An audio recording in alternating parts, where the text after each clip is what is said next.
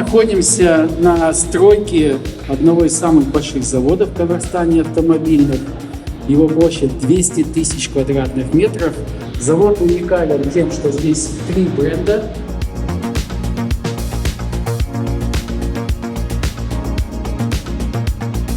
Очень впечатлил масштаб. Конечно, такого производства большого в Казахстане я до этого не видел.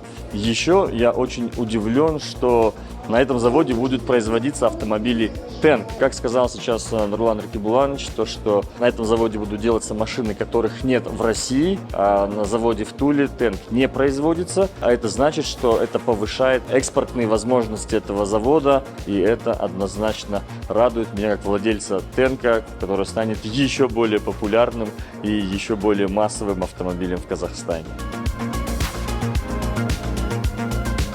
Осының бәрін өз көзімен көріп, біздің Қазақстанның экономикасын дамытуына Астана Моторс бірінші қадамдарын жасап жатқаны өте қуаныштымын. Мақтан етемін біздің қазақ елі ақырын-ақырын өзінің өндірісін жасауға қадамдар жасап жатқанына. Сондықтан осы қарқынды жоғалтпай, ары қарай дами берейік, бірге қосылып.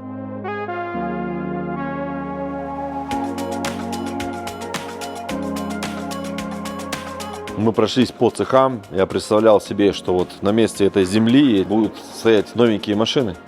И это будет очень скоро, буквально через год, через 2, да, мы будем вот здесь вот стоять, наверное, даже раньше. И видеть, как эти машины выезжают, и покупатели покупают. Ну, в общем, это классно. Меня радует, что развивается автопром в Казахстане, именно в Алматы, что мы можем даже детей своих взять, приводить сюда, сказать, у нас есть автозавод. Это очень здорово.